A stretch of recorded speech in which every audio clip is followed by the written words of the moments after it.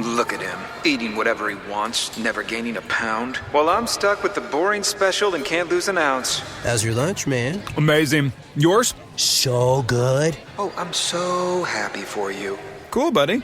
Weight loss isn't fair, but Mochi Health is. The affordable GLP-1 source that can fix your frustration with food. So, same time next week? No! Definitely. And your friends. Learn more at joinmochi.com. Mochi members have access to licensed physicians and nutritionists. Results may vary. Your personal information is being sold online right now, not by hackers, but by data brokers, companies you've never heard of that collect your personal information and sell it. There are hundreds of these sites gathering your phone number, home address, your relatives' information, even your browsing activity, and once your data is out there, it spreads fast. That's why scam calls know your name. It's how strangers can look you up in seconds. And trying to remove your data yourself can take hours per site, with no guarantee it stays gone. Aura does it for you. They automatically find your information and send removal requests to over 200 data broker sites, then keep monitoring to make sure it stays gone, because your data can be relisted at any time.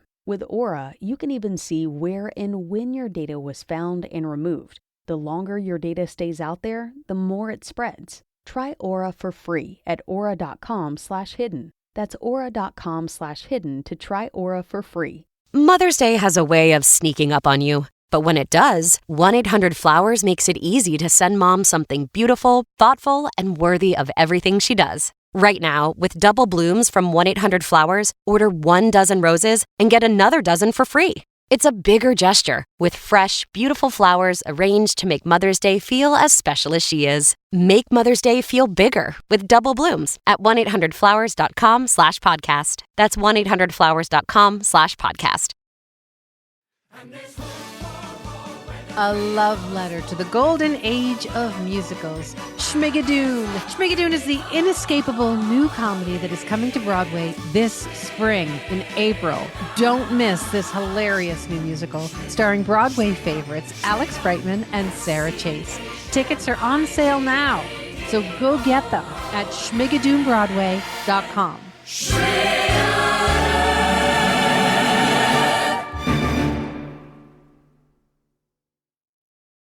You are listening to Stages Podcast with Mary Lee Fairbanks and Stephanie J. Block. Welcome to Season 6. Here on Stages Podcast, we go behind the scenes and beyond the resume to explore the crossroads of creativity, spirituality, motherhood, and so much more. Please like and subscribe on YouTube, Instagram, TikTok, all the places. Give us 5 stars and a great review. It really helps us grow. Thanks for joining Stages Podcast, Season 6.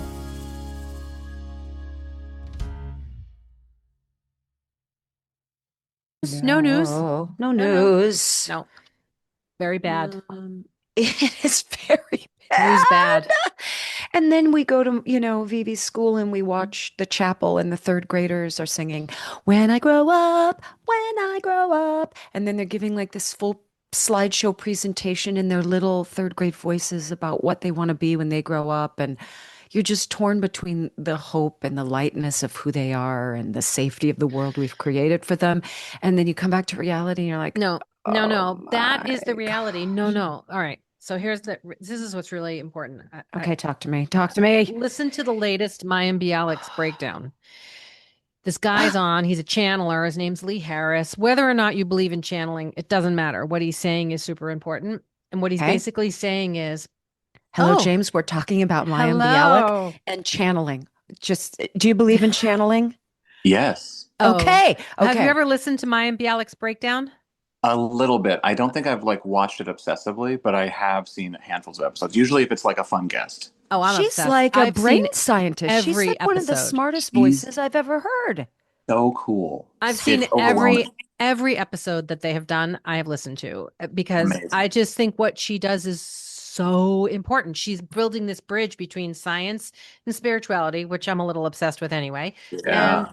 But anyway, she had this channeler, Lee Harris, on, and I was just saying to Steph, whether or not you believe in channeling, you need to believe in what he said. And what he was saying was, what you're buying into now is super important, because there are light workers out there that are casting light on these very dark times. And whatever you choose to believe in is what's going to grow. So you have to believe in that third grade thing that you were watching. So third graders singing, when I grow up. That's where the light has to go. You have to just focus, because the bad can't hide in the shadows anymore. Too much truth is coming to light. So you have to choose, turn the news off, focus on the good.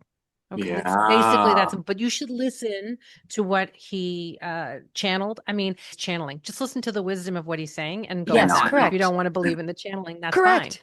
fine. Yeah. Anyway. And I think that's the basis of a lot of things. You can listen to a prayer and then change the word Christ to your God of understanding or energy or universe or which is very appropriate actually for Project Hail Mary, scientific and spiritual. No way. Right. That bridge is so exactly right. Well, talk about, I mean, I was also on set with Andy Weir, who wrote the book, who is maybe one of our, like, it's like him and Neil deGrasse Tyson that hang out all the time. So I love He came to the opening in New York. He came to the premiere in New York. And Why do I have a secret crush on Neil?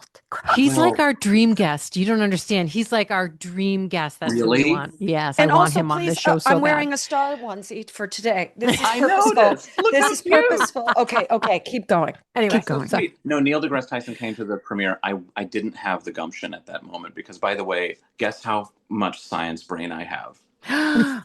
You're artsy fartsy through and through. I have no capacity for it. I was in like a chemistry class in high school, and I was like, I don't know, until it's brown. Like I don't know. I had no aptitude for it. I cheated through precise. physics. I can't do baking, but I can do cooking. I like improvisational cooking. Oh, interesting. Oh, that is really interesting. I need it to be a little loosey goosey. Freedom. You need freedom of the spices. Yep. But then do you end up in the Can that be the bathroom title of shortly this after? episode? Because I make many sauces and my whole family's like, oh no, what was in that? And they're like, wow, what is that I'm tasting? All those spices. Cut to 4 hours later, they're like, I what can't was leave that this in back. there? Yeah. Oh my God. Nice work, Mom. So spectacular. I have a shellfish allergy. All of my brothers have shellfish allergy, but my father loves cooking shrimp. Oh. He has never fully clocked that we can't do it.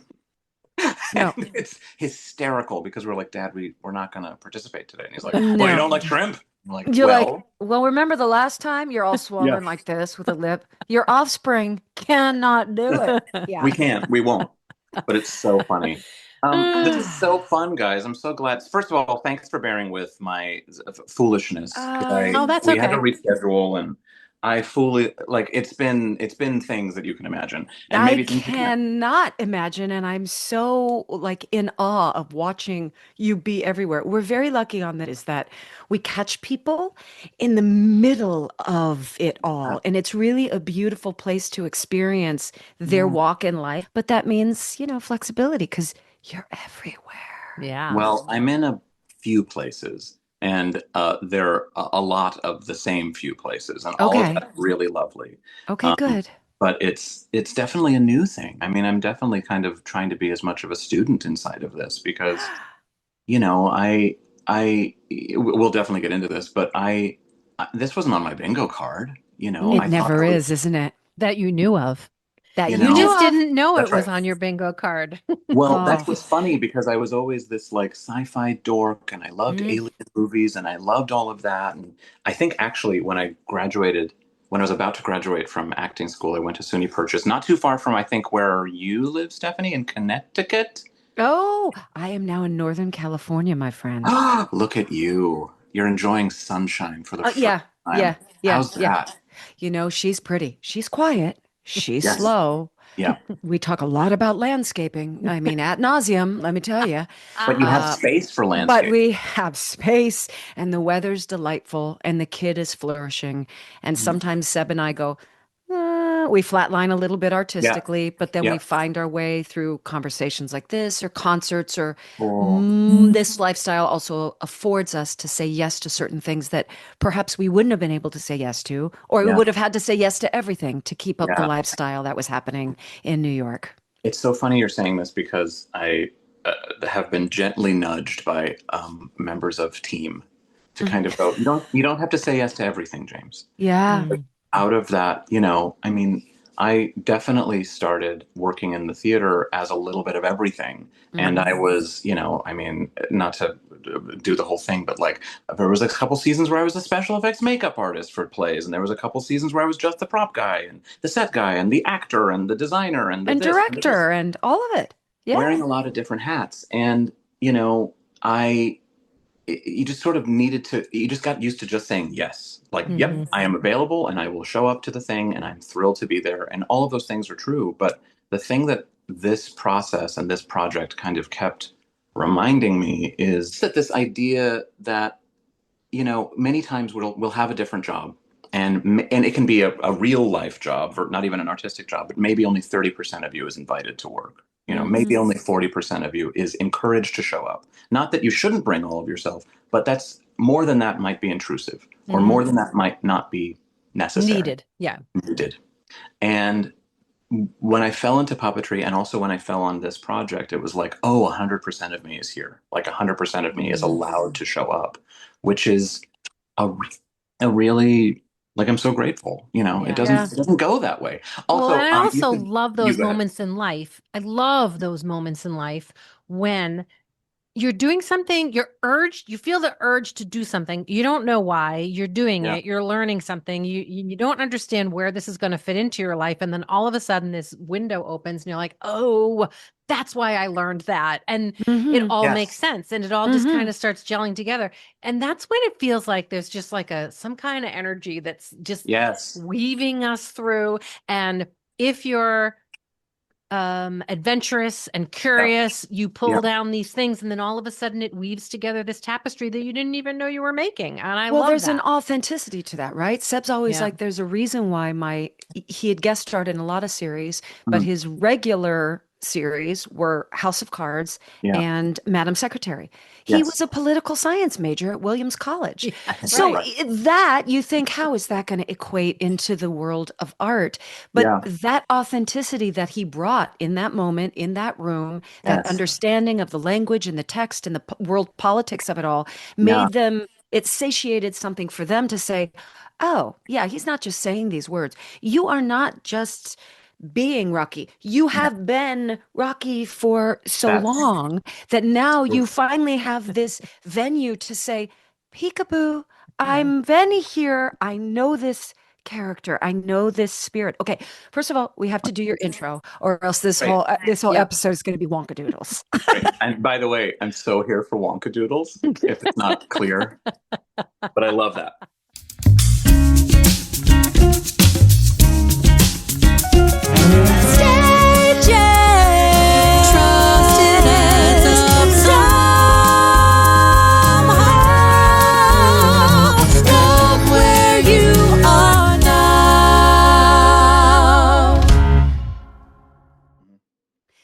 Perhaps you've heard these well-known and often recited quotes. The eyes are the window to the soul, and art is the deepest form of creative expression that resides within the soul. Today we speak with an artist who must have, even for an iota, experienced what it feels like to be, dare I say, and this is blasphemous, and we're in the week of the news where blasphemies everywhere, but dare I say it, maybe he felt a smidge like God, as he is able to gift life to the inanimate, and not just life, but a witnessed and felt soul. Dinosaurs, Greek gods, larger-than-life villains, a woodsman, an emaciated cow, a rock that has 5 legs or arms. Nobody really knows, but he'll tell us later. And whether made with wooden levers or cardboard and string or papier-mâché or a skeletal wire frame. Whether manipulated by a puppeteer the audience can fully see, or a team of artists and engineers you can't see, his characters become real with a capital R-E-A-L. The magic of James and his puppets exist in their deep, felt, emotive, and sometimes inexplicable soul. James has been sought after and acclaimed for his craftsmanship here in New York for years and years. He has quite literally changed the perception of puppetry, and now his artistry is changing the assumed perception of what it means to be a blockbuster movie star. well, movie rock.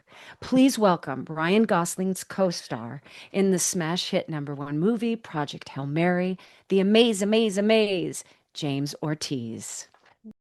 James Ortiz, to stage, please. James, to stage, to stage, to stage. My God, Stephanie. If I was more hydrated, I'd be crying. You're Also, empty on and my website, drained. I will now say Stephanie J. Block said I'm like God. A little bit. Well, yeah. And then like asterisk with, please look at the entire quote in Yeah. Here's context. the link to the episode. Yeah. And to be Hi, clear, pal. not a That's very- doctor, but God. Correct. Yeah. Not Yeah, oh, an yeah. American cross doctor. Mhm. Yeah. That's different. So here is my pal. First, let's go back because this is really our connection. Is this little guy? Yeah. I'm so glad you got one of those, Stephanie. Milky. Okay, so I have a question. Did you get Please. that as a closing gift or did you get it Yes. as a Tony voter? Nope. I got it as a closing gift. Great. And, we cherish her. My daughter at the time, who I think was just 8, wanted to play with it, with all of the Legos and the LOL Yeah. dolls. It wanted to be a Yeah. reindeer for Christmas at one point. And I was like, girl, no. That's not it. We don't play with that one. Well, her neck That is more fragile than I would have liked. Ugh. It was a thing where Jordan Roth, who we all know, Yeah. basically called me and said, "Hey, we need to figure out something to give the Tony voters to remind them that Into the Woods should be nominated." Yeah. And they were like, can you make them a puppet?" And I went, "What?" And we talked very quickly, and I can't remember where I was. I think I was doing a show maybe in DC, and in my hotel room, I sculpted all of those pieces and sent them to a fabricator to mold them and replicate them a million times. Wow. And it was all remote, and it was so like out of my hands. And then they were like, "Well, we actually need like 3,000." I went, "Okay." So it was amazing because I was getting all of these photos from fabrication houses that I normally reach out to help with the other side of this job. Mhm. And they would send me photos of full tables of all of these little cows. Of just Milky White. Milky White everywhere as far as the eye can see. That's Oh, so my cool. gosh. So sweet. And now Rocky is everywhere as far as the eye can see. Is that weird for you? It's weird only because shooting the movie felt like we were actually shooting. Well, yes, I was aware it was a massive budget process, but it felt like we were doing a 3-person indie drama. Or in fact, most of it, because we shot for 6 months about 2 years ago. And for about 5 of them, it was only Ryan and me on a spaceship.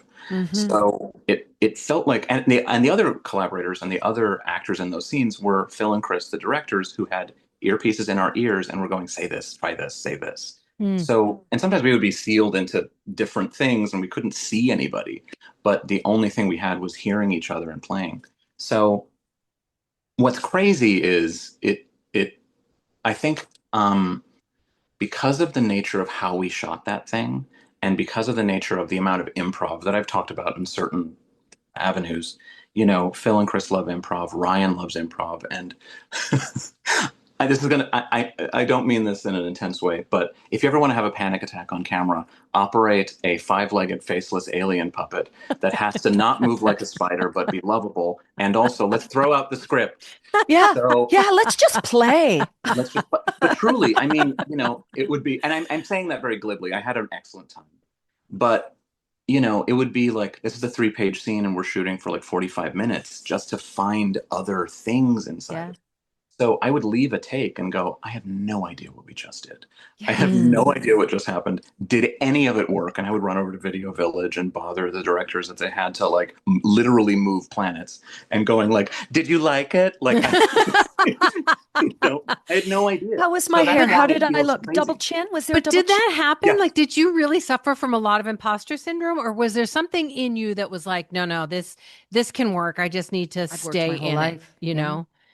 It's so funny. The imposter syndrome conversation has come up a few times, and I don't think, if I can be really pedantic for a second, Yes. Yeah. I don't think I have struggled with imposter syndrome as I understand it, in the sense of I do feel like I belong in the rooms that I have been invited and paid to be in. I do. It doesn't mean that I don't beat myself up for not learning things quicker. Mm-hmm. Okay. You know what I mean? Like, again, this was my first film. And there were so many things. I mean, I had done little things like little acting things here and there over the years for TV, but this was such a different beast, and the way everybody liked to work was a different beast. So I think the thing that I was struggling with was that, to try to keep it together, keep that part together. But I always had confidence that we could do the thing. It just meant that all of the other circumstances around, like, and we're going to improvise, just meant that it was going to be, there wasn't going to be the most, the best way to put this is like the most solid understanding of like, that's it, we landed it. But that's where your theater background completely served you, because you're used to being in those rooms where you're just throwing things out and improvising Yeah. and figure things out. And Yeah. there's a flow that isn't strict in a theater rehearsal room or Yes. in a preview room that, Yes. and may not exist on a set.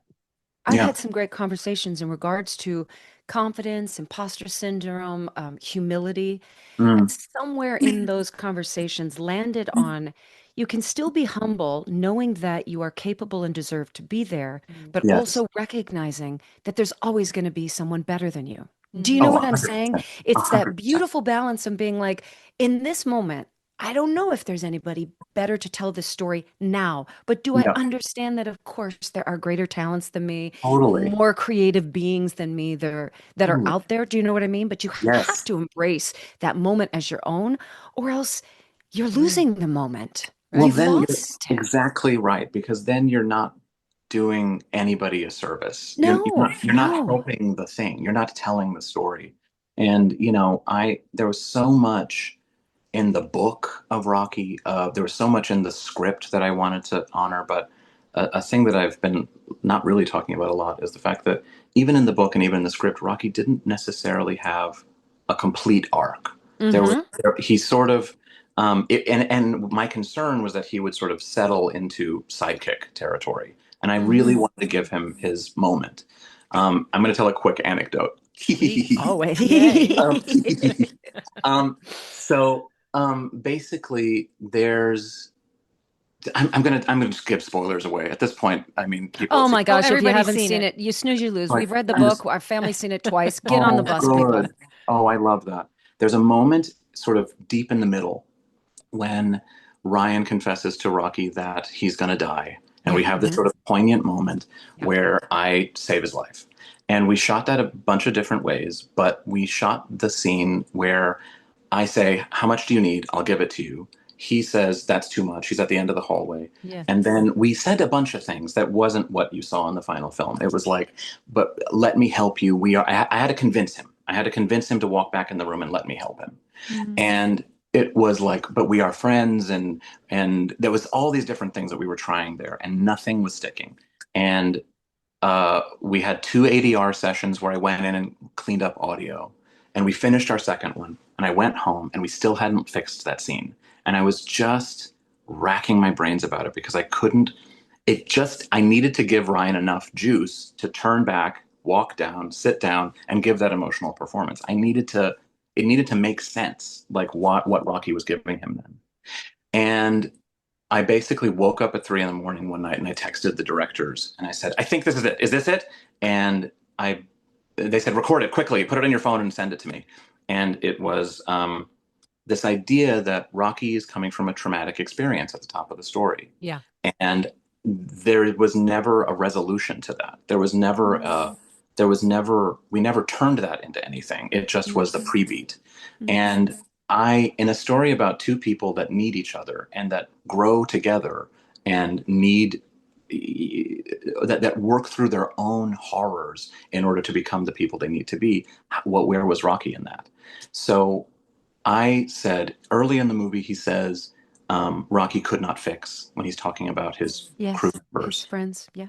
And I went, what if we hinge the idea on that? So I basically recorded what it is in the film, which is Rocky watch crew die, could not fix. Grace say Grace will die, can fix. And it's a small gesture, but it takes his trauma and turns it into something productive. Yeah, which then an arc allows of life. Yeah. Yeah. Because again, it's that funny thing, and you guys have already touched on this, but puppetry for me, the least interesting part about it is the technical achievement of it all.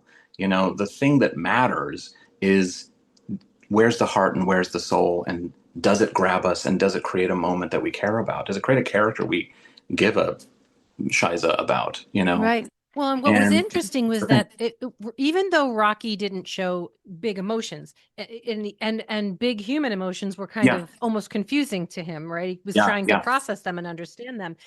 He still evoked great emotion in us. Like we fell in love with him. And he made us laugh. And he, like, even when he's like, is the hug over now? You know, like what yeah, is you yeah, you could see that even though they experienced the same trauma because they both lost their crews, that yes, they were processing this both in a different way. And yeah. the expanse between those two different ways is what heals us as the audience member. I think that's right. Yeah. I And think I that's think right. what was so beautifully revealing is you look at this, you refer to it as person, people. You have called Rocky that a couple times already in the interview, and I love that, as opposed Oh, to being or creation or, existence.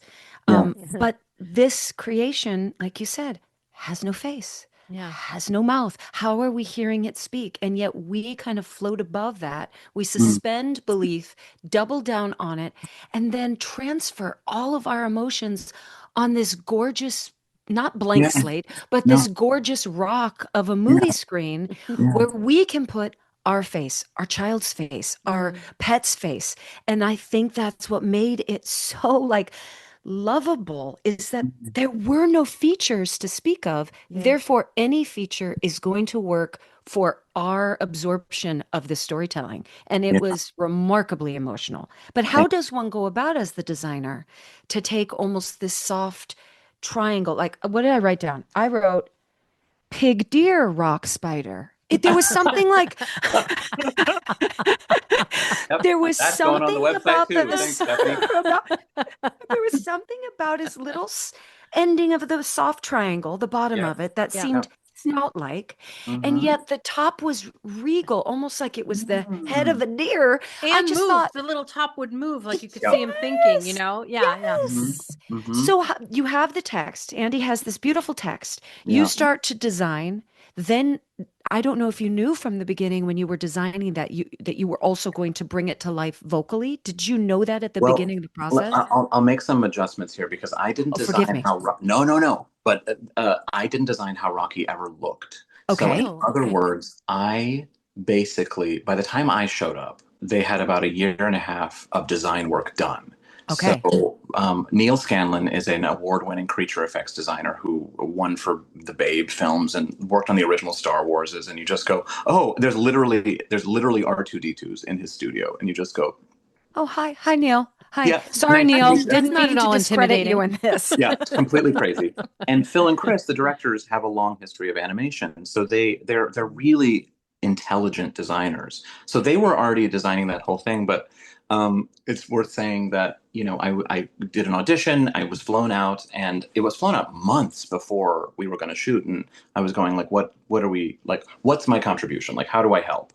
Because you do want to not step on toes, and I pulled Neil aside, the creature shop designer, and said, how do we want to play? How do we want to work? And he said, think of it this way. I'm going to treat you like you're Frank Oz, and my job is to build Yoda specifically for you. So, which is a crazy sentence, and that's going to be a lower back tattoo one day. Yes, please tell me you were loaded with water and hydrated and you could Re- release the emotions yeah, of that it compliment. it was so funny because we shot in London, and there's not a lot of immediate weeping that happens No. in that space. I So was in London when you were in London doing Kiss Me Kate, and everybody was like, was there a Ryan sighting? I was like, no, I haven't seen him. I haven't seen him. what's funny is I was going to bring that up because I also fell asleep last night listening to several of your episodes because I Oh, love your stuff. I You're love nice. all of this. And I also, Mary Lee, I also listened to your, not TED Talk, but your speech about Valentine's. And I thought it was really gorgeous. Oh, And I thank was you. really moved by all of it. Oh, But thank you. so I'm a good student, you but are an A+ student. thanks. Okay, But no, Frank Oz, keep going. on the couple days that I had off, which were almost nil, I would see you on posters everywhere, and I would go, "Oh, I have to go see it," and then I didn't because I was tired. Yeah, of course. Good story. Good story. She was great. I heard you were good, though. I heard you were great. I saw pictures. Yeah, lots. Sorry about that. Stages Podcast will be right back, so don't go away.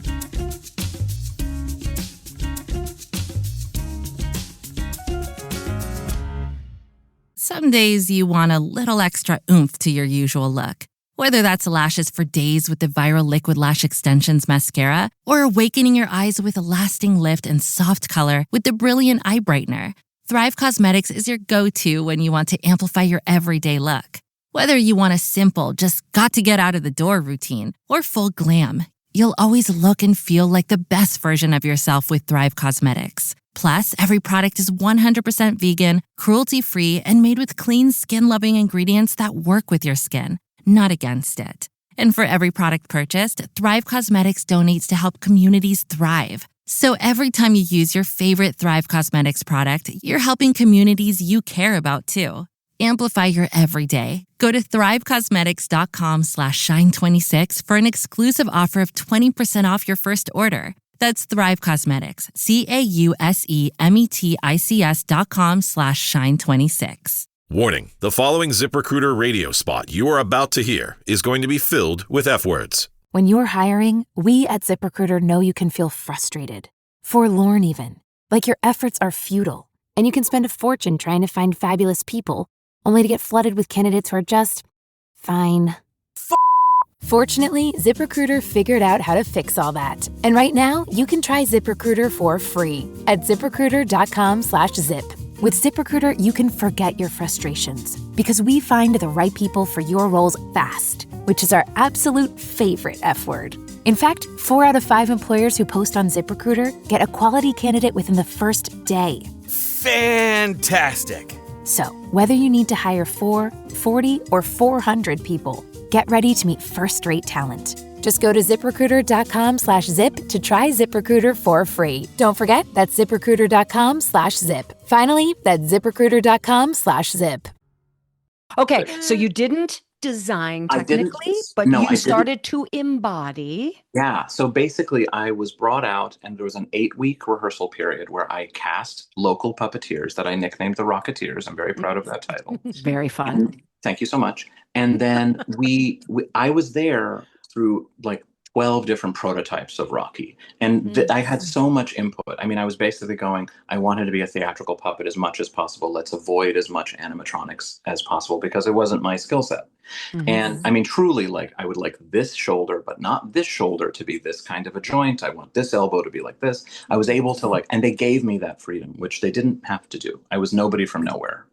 And from that period, we basically created sort of the foundation of how Rocky would behave and inhabit. So you talk about animals. I mean, of course, how do you not do animal work inside of this? You actually have to avoid spiders and crabs because they're a little creepy. They're a little creepy. And actually, every time that we would move him sort of stillly, but there's something about sustained, slow movement that is eerie. It's coming for you. Yeah. Coming for you. So we were like, it obviously can't be that. And similar moment where I was racking my brain and had an idea at 3 a.m, where I was there during this rehearsal period, and on TikTok, I was just scrolling nonsense.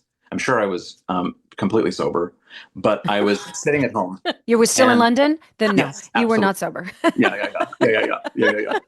I was. But I was at home and I'm watching TikToks, and there was a little baby owl, little puffball, that was standing on the ground where he was just almost molted, and only there are these big eyes. You can't make out any features. And he was standing there, and his little feathers were falling out, so it looked like extra legs on the bottom. And this little bird was basically going, this bird-like movement that was like, oh, we need to chase birds, actually. I think that's going to be more expressive. But then the funniest thing was that, birds aren't meant to walk, they're meant to fly. So this little owl was sort of in the frame, and then went, I need to get out of here. Boom, boom, boom, boom, boom, boom, boom, boom, out of the frame. And I went, oh, there's going to be something more valuable about us approaching his 5 legs from a slightly more chaotic perspective, as opposed to perfect. In a funny way, it makes him more guileless. And I said a couple times to the other puppeteers, let's approach him as a very cerebral person, in that from the neck down, he has no idea what's going on. So it helped all of these little things that kind of brought this character together. And on top of that, it's like storytelling and character and moments and trying to sort of, do we have enough space inside of this puppet to emote any of that? You know? Right, right. It wasn't specifically addressed in the movie, but one thing that touched me so deeply in the book, obviously, as a musician, is that Rocky communicates through chords, through music. The spaceship as well, when you see the film, it's very much about Like a some violin. sort. Yeah, it's like you're walking into a violin, the body of a violin. But they talked about, Grace going, he doesn't have a mouth. Why am I hearing what he's hearing? And you dropped in right when we were talking about channeling. Yeah. There had to have been some sort of telepathic or channeling going on, right? Because there's no orifice to Rocky that's giving out noise. So in your bio, I spoke so heavily about soul, soul, soul. Do you think, looking back now, that it was a communication of consciousness or spiritual sort of understanding rather than scientific breaking down? I've Yeah. heard different theories. There was the whale song noise. I watched one interview where they were talking about that and the chords, but I was like, you would still have to have some place where that comes out and reverberates, unless it's strictly coming from The his resonators. heart song. Yeah. Yeah.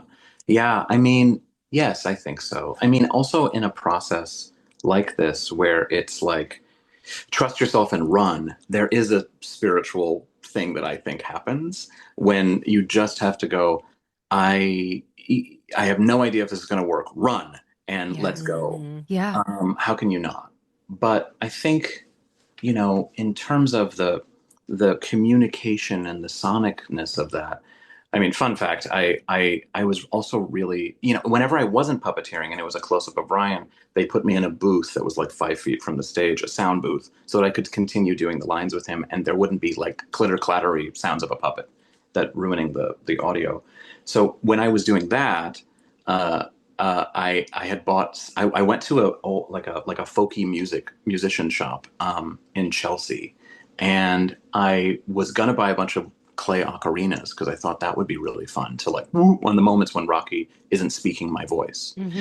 And they were all so expensive. So instead, I found a portable didgeridoo. Which wow. is the weirdest instrument I've ever seen, but it looks like refrigerator wire. Yeah. Like it goes like that. And by the way, it just was the fart horn. It sounded crazy because I don't know how to play a didgeridoo. But it was something that I could use that helped me feel, or helped, in fact, Ryan and the DP and the directors feel like you were interacting with something otherworldly, especially in those early scenes when you needed to feel the distance. But yeah, I mean, I was visualizing a lot of the sonicness of it because Rocky is making sound that can reverberate off of his environment so that he can map it, he can see it. So I kept thinking about like a dot on a radar that goes bloop, bloop. Oh yeah, sure. And that kind of became like a way of processing if he clocked information or not, which is such a weird detail to try to manhandle when there's so many other things to worry about. Yeah, but I think it's those details is what brought Rocky to life. For sure. It's those kind of things that were so alive in your mind's eye that helped us completely immerse in that Rocky has a soul and a life and believe in him and love him. Yeah, thanks. I mean, it's only useful if it helps with physical behavior, I found, because that was kind of all I had. All I had was the movement to express anything. So, if I had a great idea but I couldn't express it in the puppet, I would leave it in the script. But yeah. We also had an amazing person that came to set, and I don't remember his name, David something or other, and he had created the language of Dothraki on Game of Thrones. So he was hired to like maybe start sculpting a first draft of this. And he came in with a little keyboard and he went, "This is hello. This is," and he was just like creating a language. That was really interesting. I have to check with Phil and Chris how much of that was still borrowed into the final thing. But he was in the ground floor and we were just being inspired by, when you have a project like this that has the resources, that means that you can be inspired by everything. Oh yeah, the collaboration is great. So Huge. regardless if they use that language that he created or not, the ghosts of it are Mhm. Yeah, are still there. It Yeah. informed something that that's ended right. up in the final take. You know what I mean? That's Stages podcast will be right back, so don't go away.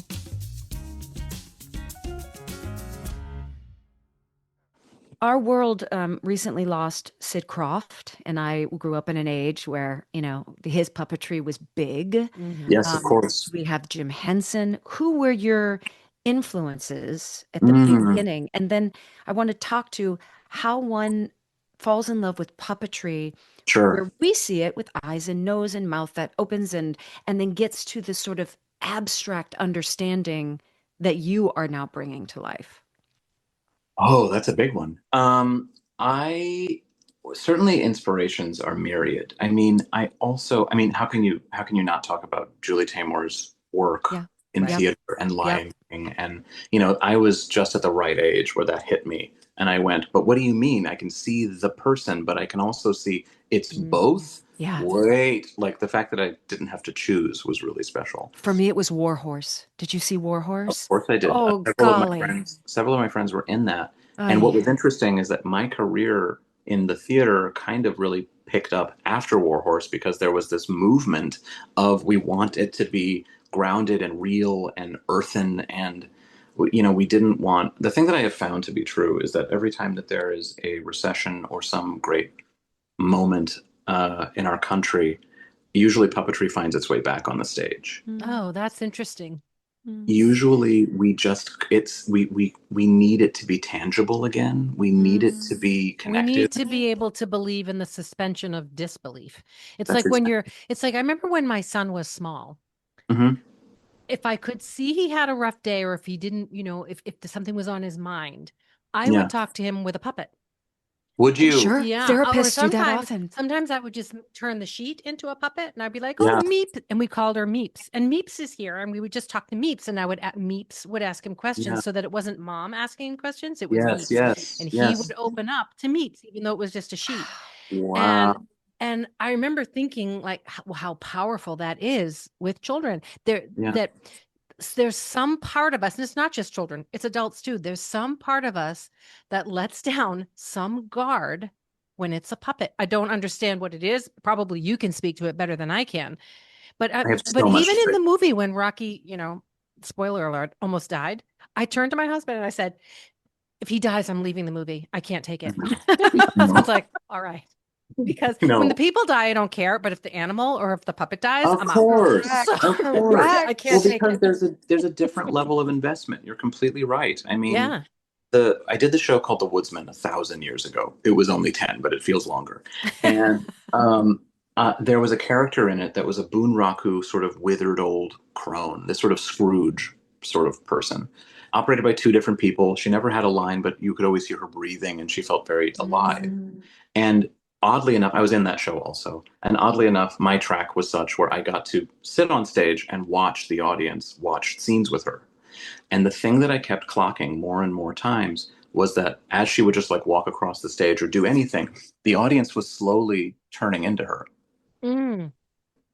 Like their faces were hardening because there was some sort of empathetic thread that comes in a character that doesn't have moving features, doesn't have all of the things that make it easy for us because we, as an animal species, we are pattern recognizers and we need to create, we sort of, to our, as much as we wouldn't like for this to be the case, we do need ambiguity to kind of be contained. And if this thing is moving that is not real, in a weird way, by us sort of imbuing it with more feeling than maybe even the performers are putting into it, in a weird way, we've made it a friend. And when That's did one you reason. learn that? When did you learn that? Yeah, When was that did you? innate? Well, I think I found it that on that instance, I found it with The Woodsman because I knew that audiences are smart. I knew that audiences don't need, that was a show that had almost no dialogue in it. And I knew that they would be with us. But I think what made me feel confident was, it's that funny thing of like, you don't know what you know until you prove it, until it's been proven. If I can go way back for a second, I mean, the way that I found myself into puppetry was totally accidental, and I actually avoided it for a very long time. I think I was judging it in a funny way. So very, very, very young me, preschool, kindergarten, first grade, I was the painting, drawing, sculpting introvert. I was painfully shy. My safety was art. And then my father was always in the garage tinkering, building, engineering. I mean, he was building stuff for the house or for himself, small projects, whatever, woodworking, all of it. And then around middle school, I found myself in a theater class. And by playing a character, I was fully seen for the first time. And, we can all relate to that. We know what that is. Yeah. But around the same time, puppetry was something that puppetry has just been a thread through all of it. I mean, I mentioned those three things because at the center of those three, of the center of the Venn diagram is puppetry, engineering, design, and performance. And I loved all of those things, but I didn't like, what do you do with that? What are you gonna do with that? If puppetry is the thing, what do you do? And I didn't know. So you make the Hail Mary movie. Well, it took 20 years, but that's right. That's right. And I think it's that funny, like Joseph Campbell, like not to make myself into a hero of my own narrative, but to say like the refusal of the call to action, because, I didn't know what to do. And I left it as a special skills at the bottom of my resume, and puppetry. And I went to an acting school. I graduated. I moved to New York. I was doing the thing. I had, a lot of Chekhovian trauma in me. And I, as many do. And I got an agent, and while the ink was still wet on the contract, he said, listen, you're not going to work until you're 40. So I went, oh, great. Now? And you're 22 or 23 at this time? Oh, I had to have been. I think I was like 24 or 25. Okay. And you kind of, but he's one of the grown-ups, so you listen to him. And I started just going, let me pivot. Let me do everything that I think. I mentioned this earlier. Like I just started wearing a bunch of different hats and seeing what stuck, and puppetry kept coming back. And again, I think I kept avoiding it, maybe because it might have felt too comfortable and I wanted to be challenged, or that like, do I really want to be like, hello, these are my best friends? Like, did I Fred Rogers? Yeah. Did I need that? Did I need that? I'm already a pretty eccentric character. Did I need something else? And what I kept finding is everything just sort of fell into place whenever I would approach that kind of work. And I was able to offer a different perspective inside of it because I wasn't, like I said earlier, I wasn't really focusing on how cool it is. I didn't care about how cool it was. I just wanted to make sure that we had characters that we cared about and that we were using the medium to act with, as opposed to, I mean, one of the greatest, it's so funny that I went to an acting school and then did this kind of puppetry because I'm doing acting school exercises inside of this work all the time. Of course you are. When I get hired, when I was teaching Kennedy, it was, 20 minutes on where the triggers are and how that all goes, because you want to get through that. And then immediately go, but this is your character. So what does Milky White need? What does Milky White want? Let's put some verbs on it. Yeah. Just so the audience understands, when he says I was teaching Kennedy, he's talking about when he developed the puppet of Milky White the cow in Into the Woods. I just want the audience to understand. That's good because I'm horrible at the parentheticals like that. But we really started from a place of like, but who is the character for you? And I'm here. I sort of end up calling myself like the puppeteer's acting coach. I'm sort of taking their inspiration and making them funnel it through this external, it's the most outside in version of acting that there ever can possibly be. So yeah, that's sort of that. And how I got there, I couldn't begin to tell you.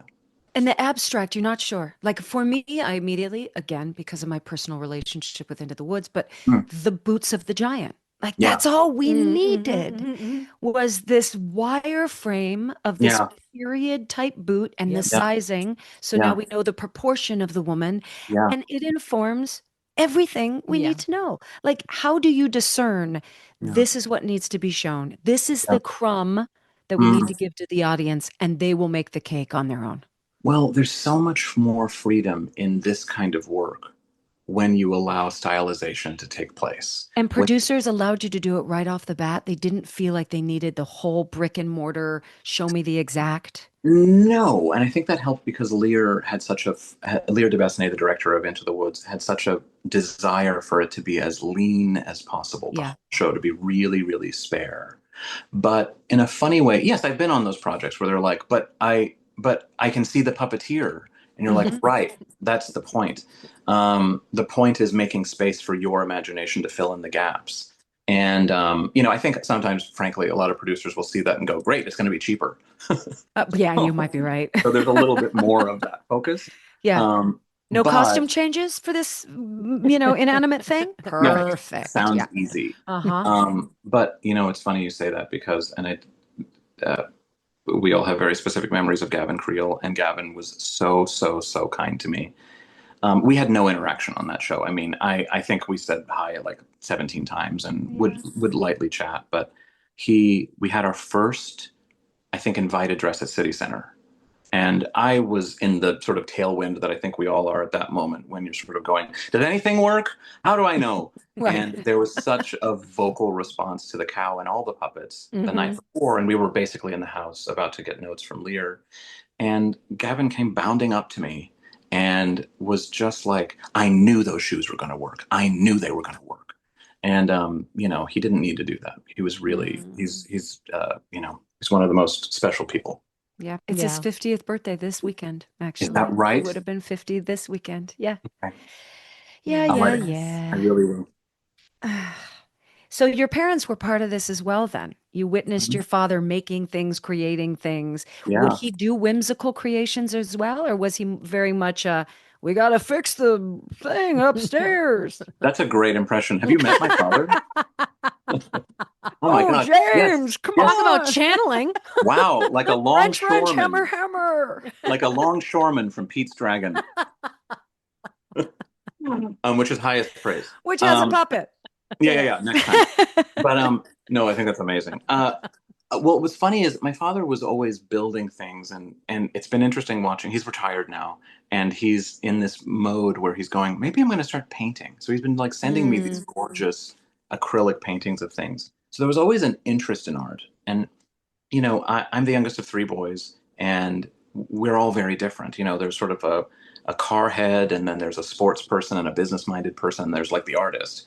And, in a weird way, it felt, I was always so supported. I was the youngest little queerest kid in the world who would go, when I grow up, I want to be the Wicked Witch of the West. And when I grow up. That's right. I had a yarn wig and everything running around the house. But that says a lot to me. Yeah, if you have more questions, I don't know. No, we're definitely going to talk about the hair. Do you know what I'm saying? It is signature to you. So if you're young, walking around with the yarn wig, this tells me. Oh, there's something. Oh, I think I hadn't put that together before. So thanks for that, Stephanie. This is great therapy. Wow. Who knew? Wednesdays at 2 for me. We're going to get you to cry by the end. Don't worry. Yeah. Okay. I'll start moving some water up. But no, my mother is retired also, and was a English and a history teacher, and dramaturgy was always in the house. And there was always storytelling and character analysis that was just present. We would watch a movie and we dissect it for the next 3 hours. And same thing with books. And my father always made room for the fact that I kind of wanted to explore spooky, witchy, strange things. I would be drawing witches all the time, and he would go, La Bruja, he's Puerto Rican, and he would have he would just engage with it all. At no point was I ever made to feel like that's not good enough, and there's a great Tina Fey quote that I love. She was winning some award one year, and she said, "Hi, I'd like to thank my parents for giving me confidence unequal to my skills and abilities." And I went, yeah, I mean, that's kind of the whole thing, the fact that they said, no, do it, go do it. Any other a parent in their right mind would go, puppets? Mm. But they saw that it was an avenue for me, and I keep saying revealing myself. That sounds kind of salacious, but all of me was coming out, and that made it worth it, I think. Would you Does say that your answer the parents question? were? I'm so far afield from what You that. know what? We interjected so Yeah, it many doesn't times. It's matter. very unfair. I don't Yeah. remember what the No question idea. was. Remind But me. I I- want to come back to something. But I'm Great. curious, were your parents kind of fearless in many avenues of their life? Because I think you have to be kind of fearless to encourage your children in that way. Because as a parent, you're afraid like, oh, they're going to get picked on, or oh, they're Yep. going to, oh, there's no career there. And Yeah. like in the house I grew up, it was very much like decisions were made from fear, right? Yeah, So it absolutely. sounds like you grew up in a house where that was not the case. And were they like that all the time with most things? Yes, I mean, it's so funny. I was raised in Texas. I was raised in a suburb of Dallas, and I love it there. The weather is gorgeous and everything's fantastic. But my parents are sort of, and I say this with love, sort of 1970s salty New Yorkers. They met there. They lived there most of their lives, and probably would fall more into the camp of spiritual leaning atheist, or spiritual but maybe non-denominational. I'll put it that way. And we were on a block with 7 Christian churches growing up, which that certainly makes you go, maybe we're different. And there's sort of sometimes a power in that, and there's sort of a freedom in that if you're able to accept that. I think the theme of most of my life and my career has been going, well, I could do it that way, or I could let my freak flag fly a little bit more and let me show up. Because, even on this press tour, no one said this aloud, but sometimes there's a sense that, like, what if you did it more palatably? And there's that. And listen, you have to play ball and you have to figure out where you want to stand inside of that. But that is the sort of conversation. But my parents are the best. I mean, they of course had their doubts, and they would communicate them to me. Like, is this something that, I went to an acting school for 4 years, spent so much money every year doing Shakespeare and Chekhov and Ibsen and crying and, existential alienation and every acting exercise you could possibly think of. And then I started doing puppets, and they went, where's the, but the thing is, I have never not used all of my education every day. It just, I funneled it into a way that may not be immediately apparent to other people, Which is what makes it brilliant. You're very nice. No, it's when you take different things from different domains and you bring them together that you create uniqueness and you create brilliance.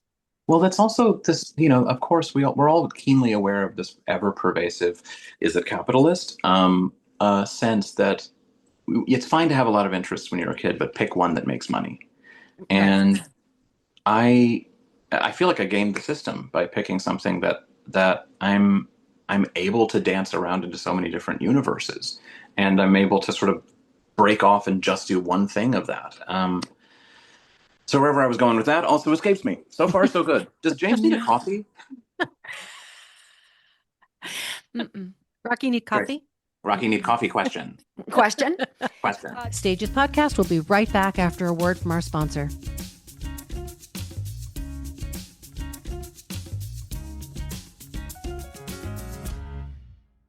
Other thing. Oh, I want to harken back to, you said I get to be in 5th grade, theater class came into my life and I felt like I was fully seen.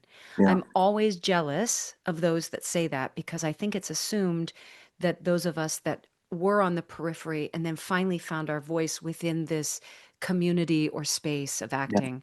But now that I've done my therapy for so long, I recognized I was actually hiding. The only place I could exist is when I wasn't using it to express myself.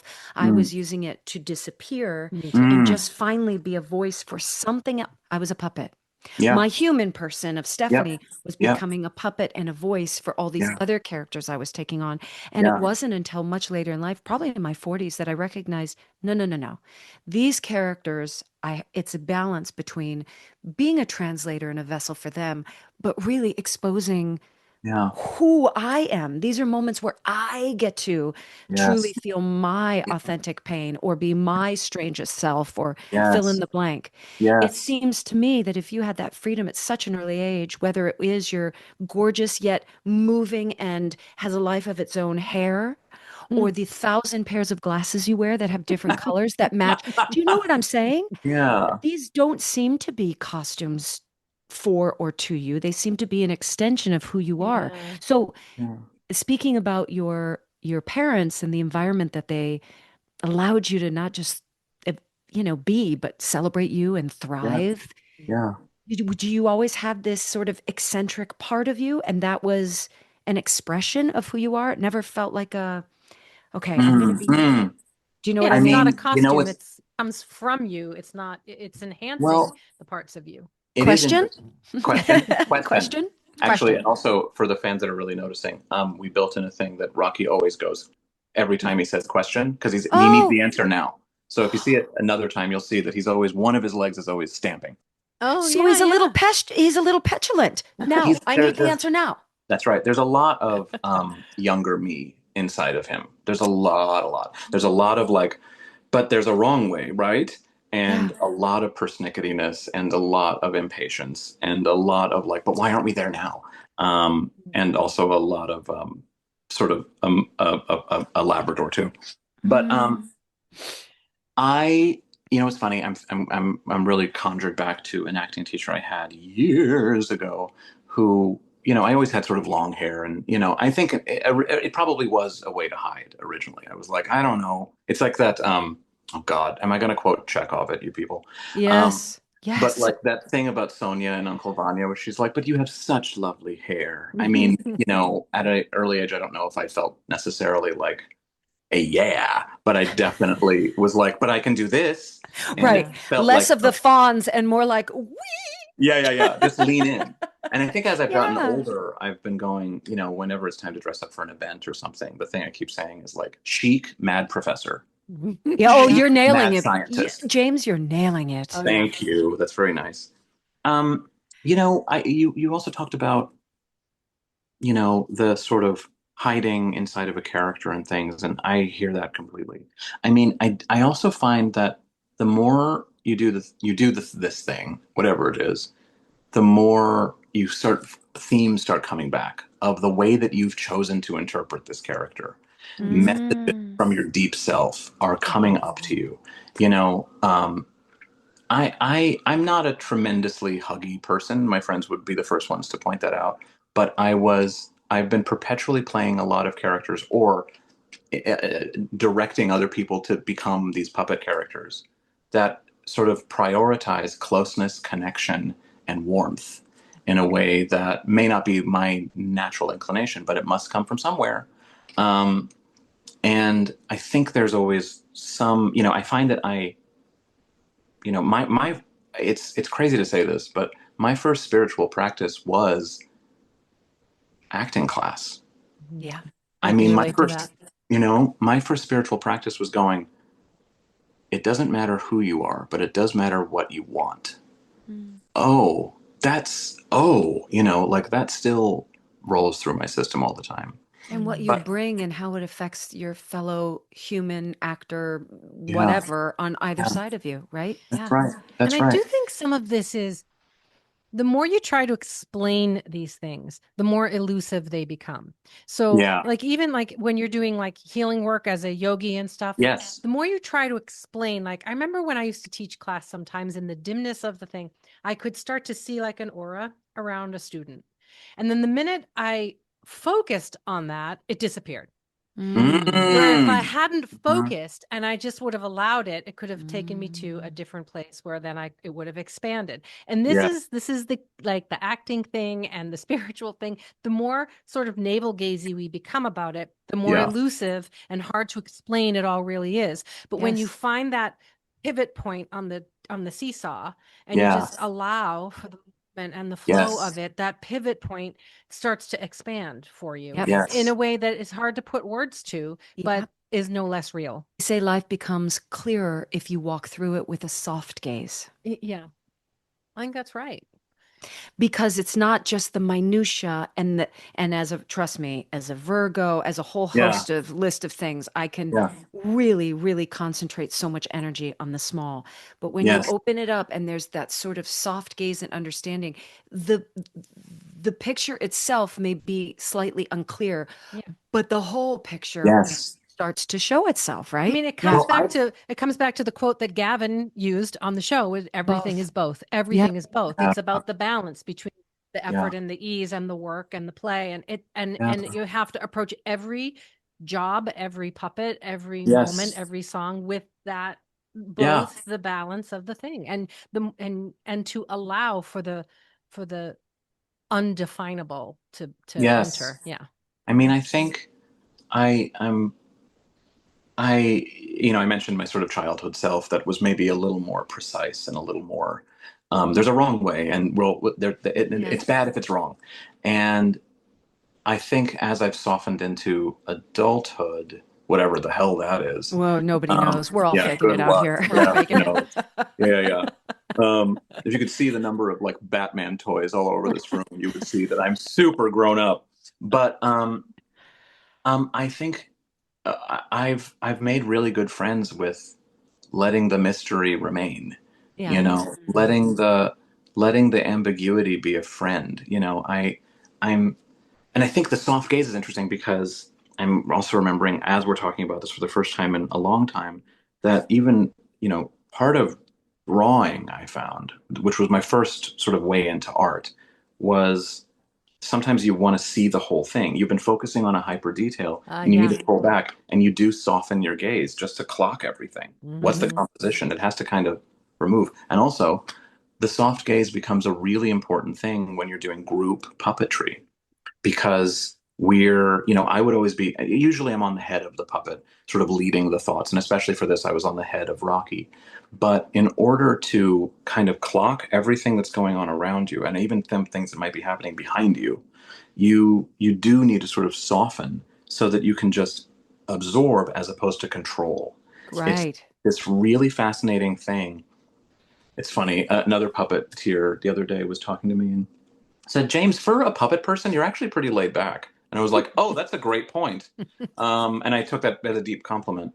But it's funny that the idea of it is about, the sort of metaphor of puppetry is about manipulation and control. And indeed, Interesting. Yeah.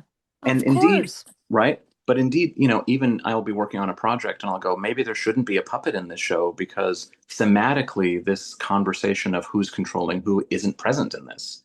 Or who, why is that person operating this character when they're the mother in the second act? And that feels like in opposition. I'm usually the one kind of going, "Excuse me," but the job is actually much more about surrender than it is about manhandling. Wow. How well did you know the other four? There were four more puppeteers, right? How well did you know them? Were you guys already a team? So there was a shorthand? No. Truly, because I was going, "Oh, can I fly out people that I've worked with in New York?" And they went, "Nope." Oh, wow. From a money perspective, it was just going to be too cost prohibitive, which is a funny thing to say, but that it was. So what was interesting, as I mentioned, Neil Scanlon and his shop. Normally, the normal way of doing this is that he will select someone from his ranks to puppeteer the character on set when it's like a Star Wars alien or whatever. And I have to shout this person out. Jeannie McCarthy is an amazing casting director in LA. And she cast me in a pilot 1,000 years ago. It also was 10, but it feels longer. And basically my puppetry career kind of picked up after I did that pilot that went nowhere. It was never seen. And she would bring me in for stuff and I would go, "I can't because I'm doing this puppet thing." And she would go, "Puppets?" And I would sort of explain this to her, and over time, she just got used to me as being this person who would kind of say no to her out of hopefully a lot of with a fair amount of understanding. And she basically reached out the day after strike ended, so that would have been 2023, maybe something like that. And she said, "Here, I want you to have a meeting with these people. I really am rooting for you to be this, do this part," which doesn't happen. But normally. I say all this to say I was sort of the odd man out. This was a well-working machine, and I didn't need to be there. But Phil and Chris felt like that I was enough of the character. So we had auditions based on a lot of recommendations. I'm huge fans of a lot of these people, and I've been aware of them from social media. And we had mutual friends, so I would be able to go, did you work on that show? What was that like? And we basically did auditions. And, the criteria was obviously they're all great performers. And some of them worked in film and some of them worked in theater. And I was glad to have a blend because I needed that. I needed the person I could go like, what the hell is happening right now? And they're like, they're moving like, great. And I also needed the other people that spoke theater. And, but the criteria was also like, are they funny? Because we're going to be in a pit a lot of the who do you time. want to spend time with for the next 6 months to a year of your life? Yeah. And you can imagine the WhatsApp thread is still going strong and really, really silly. But, it's also an interesting thing. I haven't talked about this too much, but it's really interesting because we did a bunch of auditions and everybody was excellent. But it was interesting to watch that primarily the male identifying puppeteers would touch Rocky for the first time and they would go, and then the femme presenting puppeteers would pick it up and it would have a delicacy and a softness. And that was something that I was chasing from the beginning, because why do you need to, why play the, You're putting a hat on a hat. He is Rocky. He's made out of rock. We don't need conch. We don't need to do that. Conch. Right. Yeah. So it was always like, sometimes even in between takes, I would say, let's try this one again. Because sometimes we had like seconds between takes. I would have to give a quick note to go like, let's try that again a different way. And I would go like, let's try it again. Like you're tiptoeing down the stairs on Christmas morning and you might get caught, like just delicate. And things like that would just be a way to gather us together for whatever would happen in this next take. Oh, extraordinary. But that's the true definition of collaboration. Tell me what a puppeteer audition, what does that look like? I mean, what does that look like? Well, Stephanie, we got to bring you in next time. Did you see what I was doing there? You were my fantastic. frozen shoulder from my midlife situation is a different story. So I can only imagine what physical therapy is after the end of And you better believe I am in every general manager's office like the first week going, so how much PT do we have a budget Yes, for? exactly. Yes. You better believe. But no, the audition process is always very bespoke and very unique. Sometimes we might have the puppets in the room, but sometimes they haven't been built yet.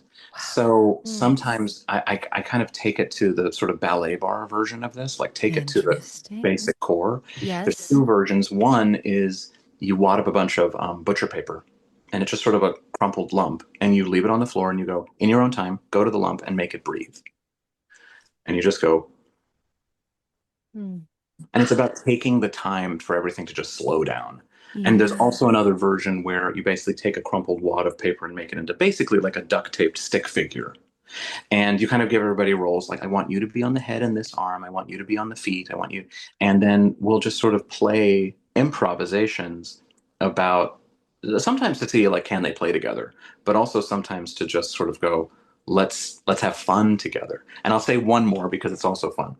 There's a game that I love to play, and I try to force everybody to do it on every audition that I hold. And it's called School of Fish.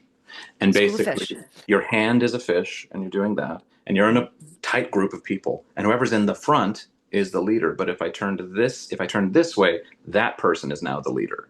And it's about very deftly moving from leading and following and leading, which is also a great exercise. Did you do a lot of like Alexander body work as well?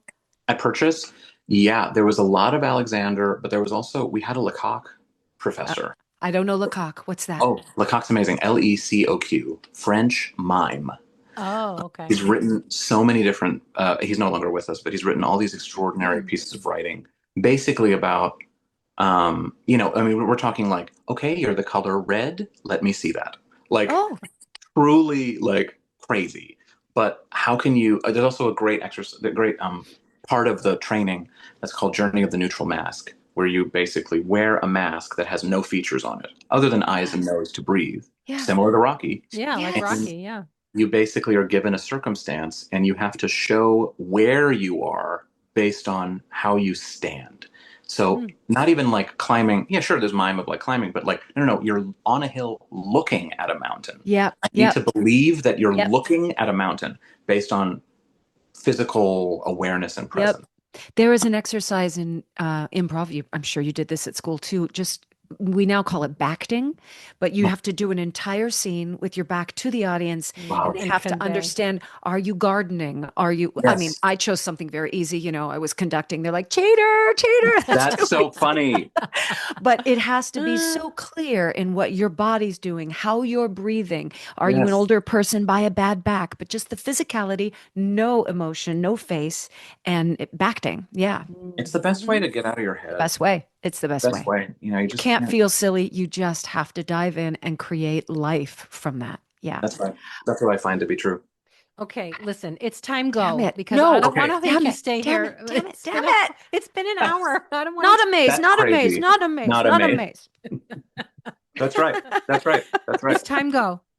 Okay. This is so special, guys. I really appreciate this. You know, You Oh, I'm we're so such happy fans. to have you. I'm such fans. We'll be right back with the 5 questions, but first a word from our sponsor.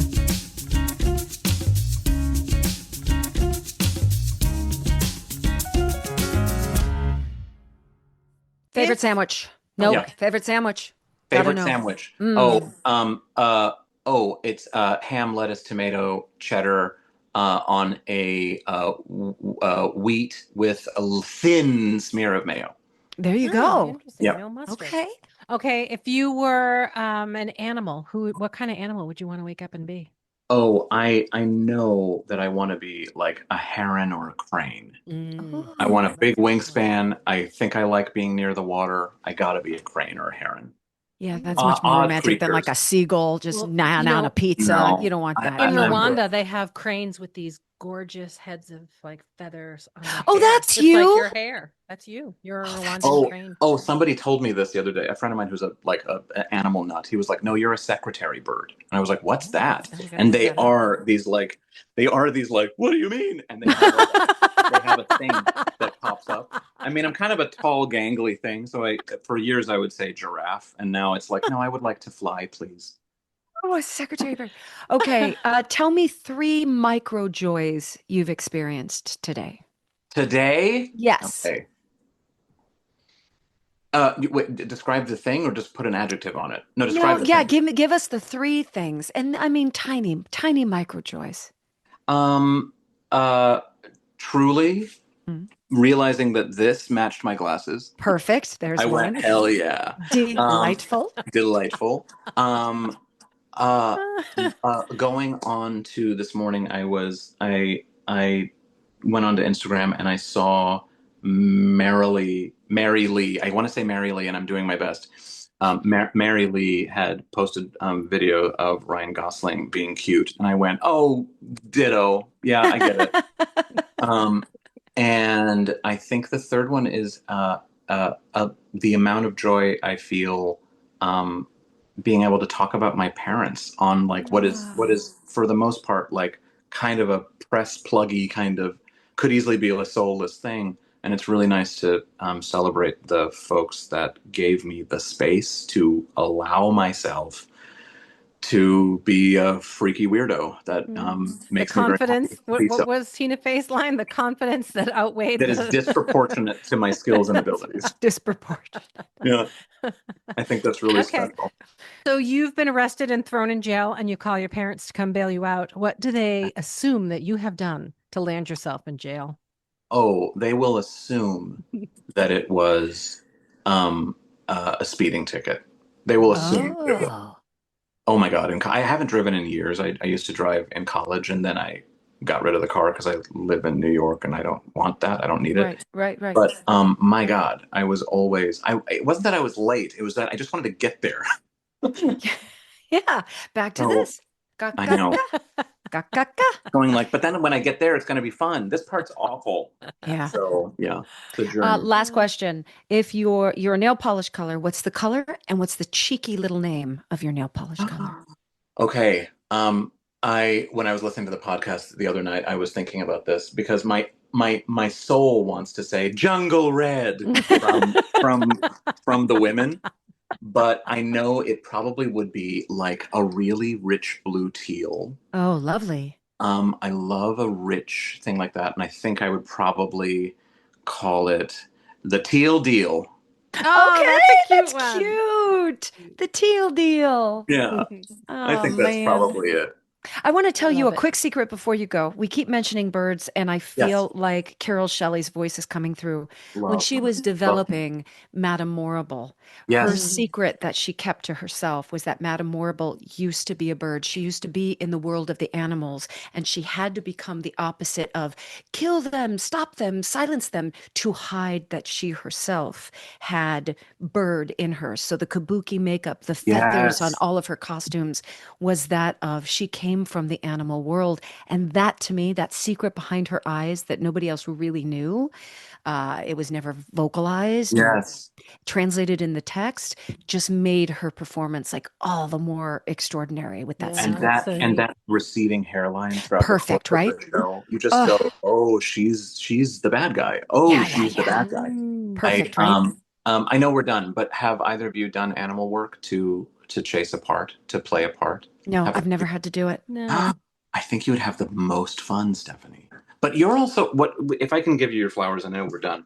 You have this really uncanny ability to make what could be a really, human mundane person into something kind of super heroic. You have this really special power because of course superheroes are perfect and that's not what I'm saying. But you have this really extraordinary ability to empathize and advocate for them in such a way that everybody leaves that theater going, I want to be the baker's wife. I want to be Trina. I can And relate. even if they are exploding and having a train wreck of an experience, you do go, yeah, I get her, Oh, man, wow. and I Thank and I you. advocate for her. So Thank Totally. I you. completely agree with that. Stephanie That's really brings special. Thank she you. brings a strength to the brokenness in a character, which is yes, not easy to do. and Thank you. it's I mean it's funny because someone was asking me this the other day. How do you find your way into a character? And I was realizing I usually start with all of their flaws, which is a crazy Mm-hmm. thing to say, but I do go like they're a little controlling, they're probably pretty more aggressive than they need to be, like all of those things, which then turns into the empathy. And then I can and then it also makes them different. It makes them something unique. But I'm always in awe of somebody who will sort of choose joy first and pick the things that make the character admirable. I think that's really special. Oh, thanks. All right, we're Well, going to end with this though too. You know how we were talking about birds? Yes. So the thing Caw-caw! about birds for me are like my guides. So whenever I'm Yeah. confused or lost, I go and I ask for a sign, and then I always end up with a feather on my Oh dress. my Oh, God! that's Wait, this is really this is beautiful a collection. tone. Yeah, This these is just are you pulling from life. whenever they're on the ground in my path, I grab them. See, and up there too, there's an entire bird thing up there. Right? I love that. Isn't that I do awesome? too. Yeah. Yeah, that collection has grown. It's Oh beautiful. yeah. That bouquet, I should say. Yeah. hmm That's my sign that I'm on the right path. The birds leave me feathers in my path. I think that's important. I think that's really cool. Oh, Guys, all I'm right. so obsessed with you both. This is so You special. too. I, Oh, it means the world. congratulations on all the goodness. Just Thank step you. out there as the gorgeous theater puppeteer I know, I kid love that it. you are. I love it. Hollywood do is, too. I'm gonna say, they're two pulled, and you are bringing like just energy and ripples of color and life, and it is beautifully refreshing. Thank you. Oh my I love gosh. it. Oh my Well, gosh. that's the nicest thing ever. Okay. And I say goodbye like Rocky. Oh yeah. Bye. Goodbye. Oh, I need to lotion. Goodbye. I need so much.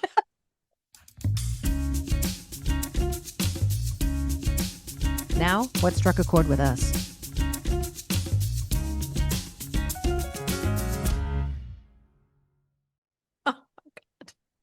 I could have talked to him forever. I mean, that Me just went on for an too. hour My and 15 eyes minutes. did not even look at the I know. clock, and it was 9:54, and I was I like, know. no, no, no, no, no, no, no, no, I this can't be know. right. I know. He's so, again, one thing I fall in love with people immediately is the person that you meet in the first 5 minutes of meeting them. If they can if that is their true self and they stay that way, that beautiful consistency, doesn't mean they don't grow, doesn't mean they don't show you different facets of who they are. Yeah. But through success, through years, through all, if you can remain that person, Yeah. I'm madly in love with you. You And know, we went to a thing on Monday night with Michael Goddard, who was one of our guests in the very first season, and he invited me to this fundraiser. And at the fundraiser, he introduced me to a woman who was his date for the junior prom. Come And they're on. still friends. And we sat together. And by the end of the night, we were like, oh my God, you're my new bestie. We're besties. So I turned to Michael Goddard and I was like, why have you never introduced us? And he's like, what do you think? I'm an idiot. I'm going to put the two of you together in Right. a room and I'm going to be out. Excluded. And I was like, you're totally out. I love her. She loves me. So, but she said he is exactly who he was in junior high at the prom, except more mature and Of more course, evolved, and but success and all the goodness. same dude. And Yeah.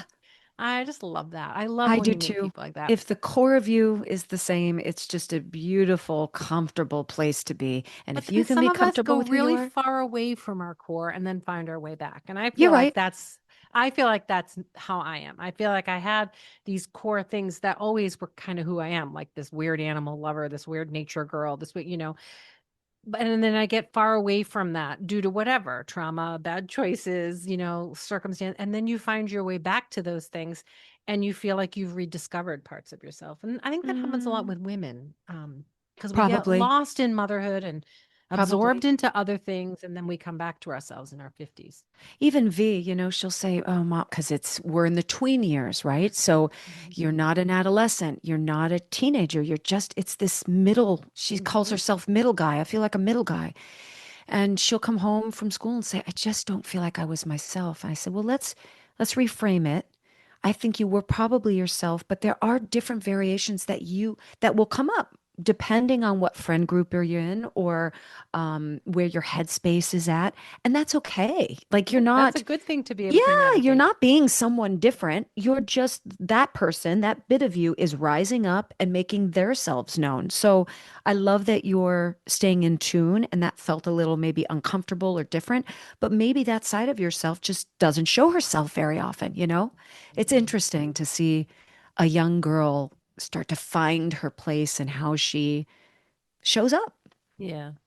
Yeah. And they have to explore those spaces, especially as they get into the later teens and the early 20s. They purposefully choose differently than you to feel what that feels like. Right. But that's their job. You got to push a little bit. You got to move away from. And as a parent, you got to just go, okay, like go explore that. That's fine. Hopefully you'll come back around the sun, and see it in a new way. It's very interesting. Anyway, that was really, really fun. And I just loved him.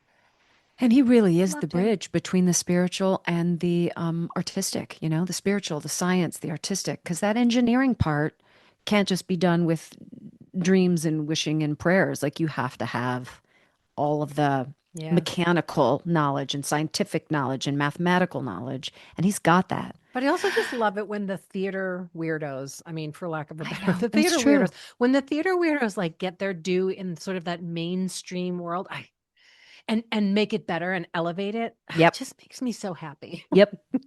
And he's bringing the goods. He's like, I've done this. I've done this. Better because I've done of this. Yeah, that's very true. Really true. Anyway. All right. Guess what happens on Monday? Of course, this will already happen after we air, but the open schmigadoon. Corn pudding, yes. Oh my gosh, joy. This is the joy we need. I am telling you to be healed, to just disappear for 2.5 hours, to see the color and the light and the goodness and the silliness. Goes back to what we were talking about at the beginning. Choose the light. Yeah. Choose the bright. You do have to make a choice, don't you? Yeah. Yep. Yeah, I'm going to choose more light. That seems very important. The the manipulative people or the not so kind people are hiding in the shadows. And the more light you shine, the less space they have to hide. That's how I'm thinking of it lately, as I look at what's happening in our world and like the bright. And it's remember, like we talked about, doing that prayer where millions of people get together and then chant the same words and stuff. Yes. You need to find that link and link it here so people can find out when the next one is and do it. But that's the kind of thing, like choose the light, like join on that. Don't listen to the news. Choose to chant the mantra and, choose the light. Choose the light. That's what I'm saying every day now. So. All right. Thank you. I love you. Until next time. Love you. Bye. Stages Podcast is produced by Mary Lee Fairbanks and Stephanie J. Block. You can find us wherever you listen to your podcasts. Join us on social media pages or sign up for the mailing list at stagespodcast.net. That is also where you will find Stages swag. If you enjoyed this podcast, please share and rate and review the show. It really helps us grow. Big thank you to Noah Kaiserman and Garrett Healy for the original music, and Allison Arns, who has been with us since day one. See you soon.